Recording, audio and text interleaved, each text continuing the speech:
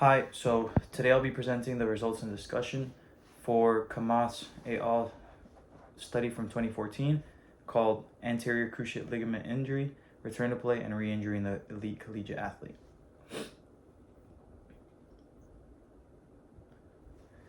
So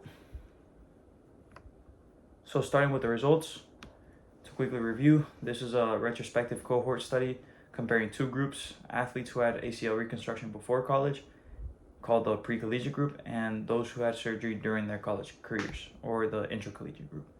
They were looking at outcomes like reoperation rates, re-injury, how much NCAA eligibility the athlete used post-injury, and whether they were able to return to their team roster.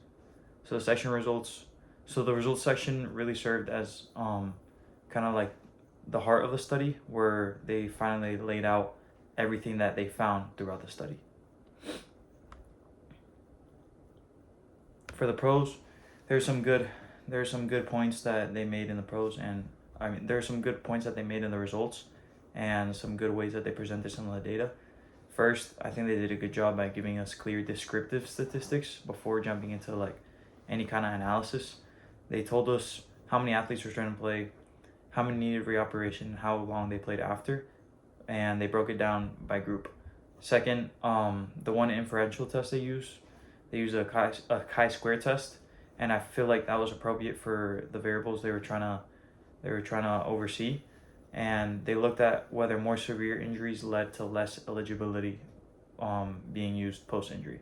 And lastly, the tables that they did use were clean. They were pretty easy to understand, and I liked it because I think sometimes simpler is better, and sometimes people get excited and use complicated graphs and tables that don't make sense.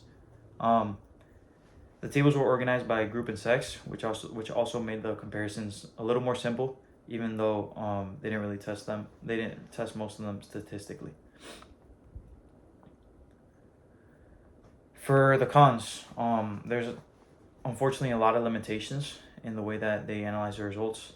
I think first and most importantly, they only included one inferential statistical test.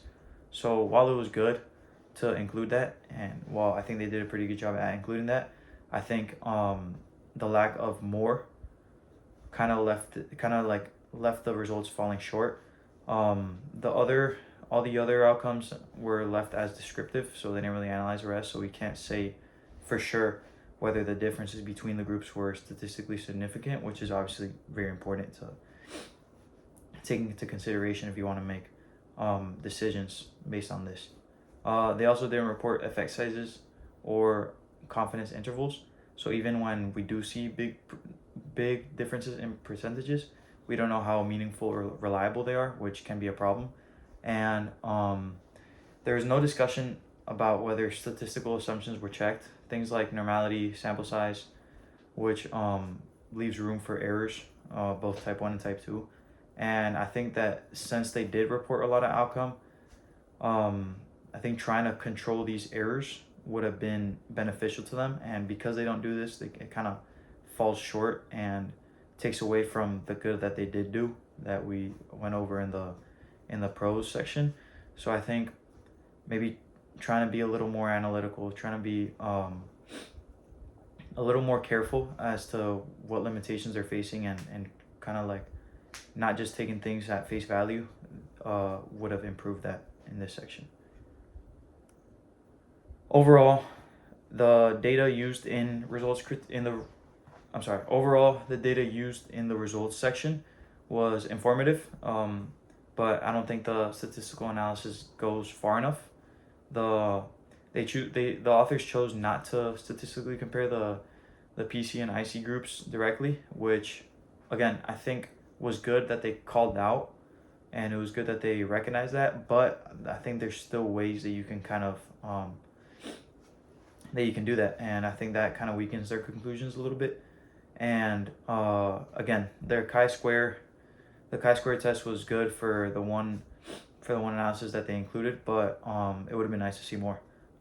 Something that I think might have helped was something like some kind of regression that could control or like acknowledge factors that don't have to do with just the training, like sex, psychological state, sports, different things that would have been nice to see if they have a difference. Uh, I think including effect sizes, obviously testing assumptions and accounting for comparisons that would have taken from multiple sources would have helped would have helped this results section go from just all right to a lot stronger. So yeah, I think it's good at telling you what exactly happened because it's very descriptive and tells you all the numbers. It's very transparent about most things, but it doesn't really go deep on why or how significant these numbers or these differences were. As for the discussion, um, I think the main findings that they find were that first of all, most athletes were able to return to their sport after surgery, and second, that most athletes who had ACL surgery before college had higher rates of re-injury, and as well as higher rates of reoperation. They suggest that college athletes might actually return to play more often than professionals from the NFL and the NBA, and they cited some studies where they have studied the same thing but in the NFL and in the NBA, and supposedly according to them, they have lower rates of return to play in the NFL and the NBA. So that's something interesting to see. Now, as for strengths, I think it was cool how they started summarizing their key results. I think that helps in general, just kind of like staying engaged with the paper. I think sometimes papers get a little bit too extensive in their explanations of the of their key results. So I think to kind of summarize them initially very well, I think that's something just structure wise that I think they did well. I like that. Um, something else that they did well was referencing early research, especially in comparison to professional athletes, and obviously this they acknowledge in the intro that there hasn't been too much research done in college and more for professional athletes. So to see them kind of elaborate on that and show us the actual research of that they found on professional athletes was nice, and it was cool how I think that kind of gave us more context as to wow, like okay, maybe we are doing a good job, maybe we're not. I think it's just cool to compare two different things like that because although they're different levels, the goal is for those collegiate athletes, most of them, or the goal is for some of them to end up going pro. So I think it's cool to see that in that context. I think another strength is that they acknowledge some of their limitations, like the limited amount of NCAA eligibility years, and the fact that they didn't track any in-game performance or sport-specific metrics, obviously is I think would have been nice, but the fact that they include that's a limitation in their discussion at least makes me feel a little bit better about okay, they're not just trying to make results seem this way or that way. It seems like it makes them seem like they're more transparent. So I think that's good to include and to point out. But again, there were some downsides to how they discussed the results. For one, I think the lack of theoretical like ideas, any theories or theoretical framework, I guess, kind of took away from their discussion. They didn't really mention any like any psychological models of return to sport or physiological considerations that might have changed people's interpretations or might be important in interpreting data like this. And yeah, I think the omission of that was pretty big, and I'd say that definitely limited their ability to, I think, properly discuss or maybe like properly or allow readers to properly interpret results and interpret their study. I think sometimes they also overgeneralized. They implied that college athletes are much more resilient or better conditioned than pros. And while their data or they found that in their data and compare that to the NFL athletes study data, again, we talked about how their statistical differences were not really there. They didn't really show us that. So it kind of starts going into a little bit of assumptions where, okay, yeah, maybe you found that in your data, but again, your data was descriptive. You didn't say effect size, you didn't say a lot of significant things that would say for sure, or at least would support that idea. So without too much like, without the strength to support that, I think it's hard to kind of believe, or not necessarily believe. I think it's hard to say such a statement and just be like, okay, yeah, that's it, and take that um take that as law, I guess, or write that, or have that like written in stone, I guess is what I'm trying to say. They were also pretty vague on the practical applications. They didn't give us specific advice on coaches, trainers, PTs, and when it came to like future research, they did call for more studies at least, but they didn't give much direction.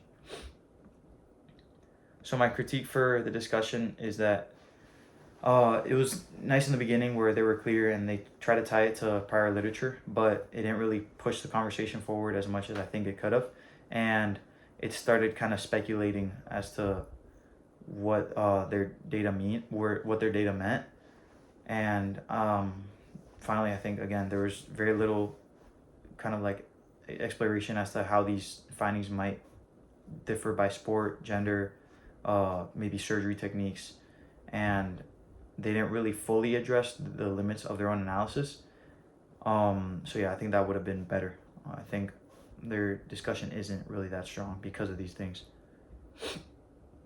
I think for the future, I would try to become. I'm sorry. I would try to call for a more strict analysis, or not necessarily more strict, but maybe a more thorough analysis. I think, again, like the regression models would have been nice. Survival analysis, trying to see like things that, trying to see how confounding variables like psychological state, different doctors, different sports might affect the rates of re-injury, rather than just say, okay, this is how many people got re-injured, this is how many people didn't, and just bunch them all up in one group and not analyze them. I think they could have included some better, or maybe some more visual data. Some bar graphs would have been nice. Maybe even some pie graphs, some pie charts, like something a little more visual to kind of engage the reader a little more would have been nice. And finally, the biggest thing I think is, or maybe not the biggest thing, but one of the biggest things is real world applications. I think they never once said like what specifically went into the rehab protocol, and I think that's super important. For one person, rehab might be one thing. For another person, rehab might be another thing. So I think to better have something like this, then we just gotta try to be more specific in what we do, and I guess be more thorough in their analysis, and again, finally try to have a better practical implications for practitioners. But yeah, these are my references, and thank you so much. I appreciate it.